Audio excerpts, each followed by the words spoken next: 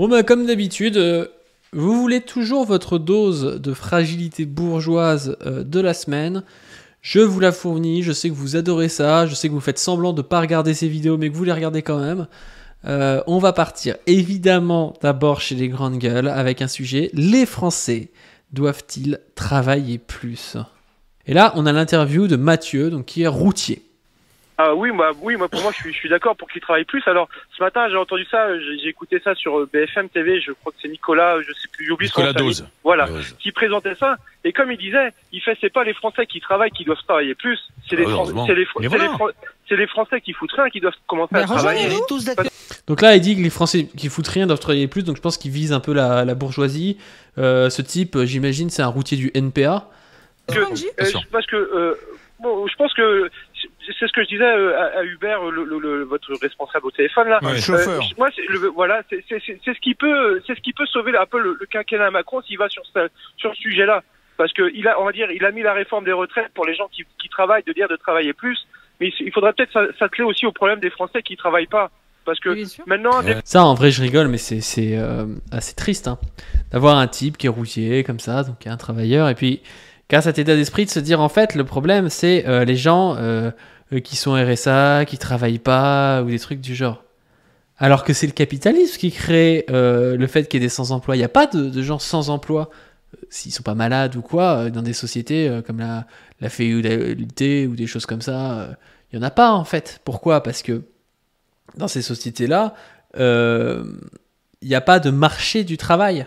En fait, le problème aujourd'hui, c'est qu'on a un marché du travail avec des gens dont la force de travail est vue comme une marchandise, et que si on peut en acheter moins pour dépenser moins d'argent et faire plus de profit, on en achète moins. En plus, ça permet comme ça d'avoir, je vous l'apprends pas, mais une concurrence entre les travailleurs et de faire baisser les prix de cette marchandise qui est la force du travail. Et puis du coup, après, on se retrouve avec des gens qui n'ont pas d'emploi. Mais dans une société qui n'est pas basée sur le profit, dans une société communiste par exemple, ou une société féodale, ou une société plus traditionnelle, vous n'avez pas des mecs qui restent chez eux et qui sont empêchés de travailler parce qu'ils sont dépossédés des moyens de production. Ça n'existe pas en fait.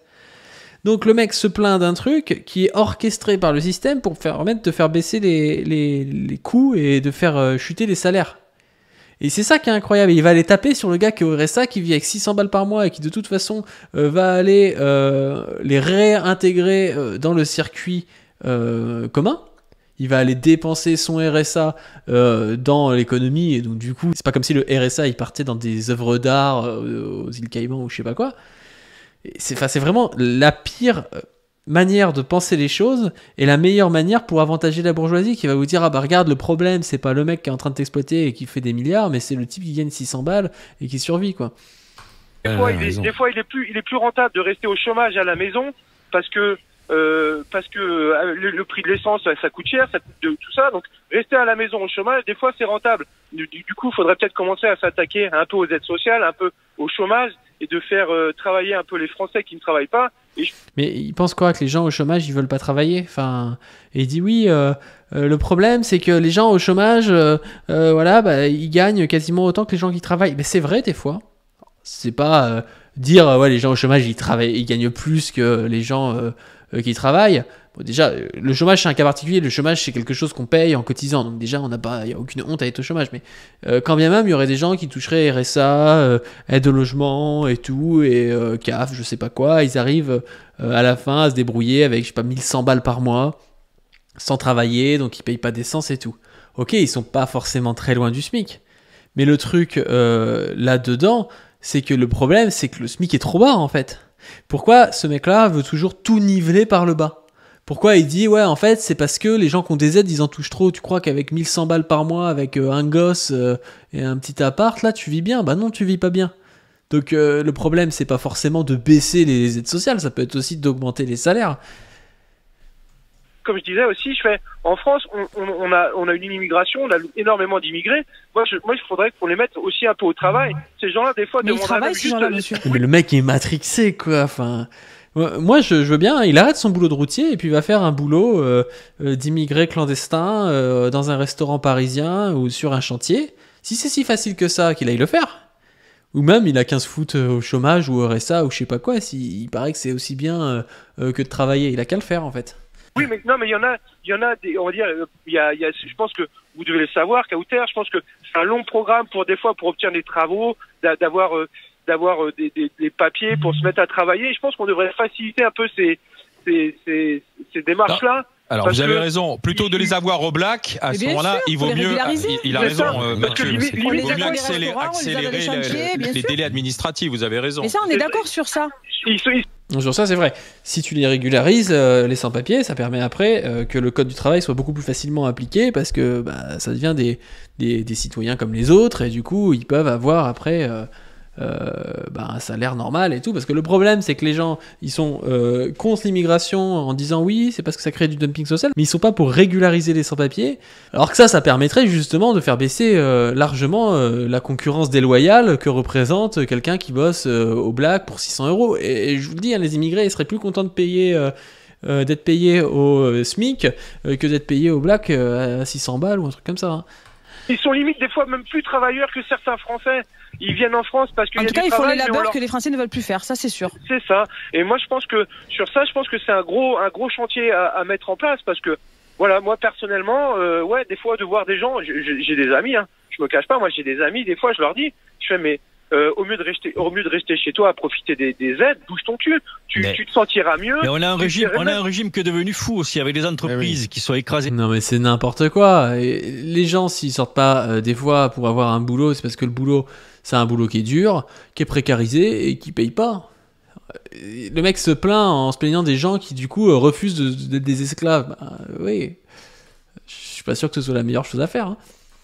Par les charges, des artisans qui sont écrasés par les charges et des charges qui servent précisément à payer ces emplois précaires ou ces RSA, etc. On ferait mieux d'essayer de trouver un métier, de favoriser l'emploi des jeunes. C'est comme dans une équipe de rugby. Je veux dire, on fait d'abord jouer les jeunes et quand ça va mal, on fait rentrer les vieux briscards. Mais on privilégie d'abord les jeunes.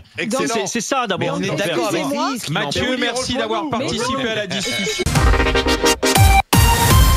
Je trouve ce témoignage intéressant parce que c'est pas un témoignage d'un mec éditorialiste, petit bourgeois matrixé comme on voit d'habitude sur les grandes gueules, mais c'est vraiment un type qu'appelle. Après, les gens qui écoutent les grandes gueules ont plus tendance à être des gens matrixés comme ça parce que c'est le style grande gueule, quoi, mais c'est intéressant, quoi.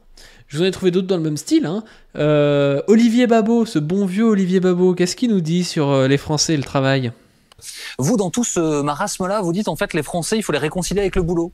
Oui, se réconcilier avec le travail, parce que quand même ce psychodrame sur les retraites, ce psychodrame aura quand même illustré une relation compliquée qu'on a avec le travail. Je parlais avec des amis suisses qui me disaient, qui me rappelaient qu'ils avaient eux refusé d'avoir plus de congés payés, et l'idée à l'époque en Suisse c'était mais on pourra pas bien travailler, on pourra pas travailler correctement. Putain, c'est excellent ce genre d'histoire. Déjà le gars, c'est le cliché. Il a des amis suisses, il est essayiste, président d'un institut. Est-ce qu'il a un travail extrêmement compliqué ? Je ne sais pas, hein, j'ai pas l'impression que le mec est tourneur-fraiseur. Et il va nous tenir un discours. Alors, est-ce que le discours va être un discours de petit bourgeois matrixé ? On va voir ça.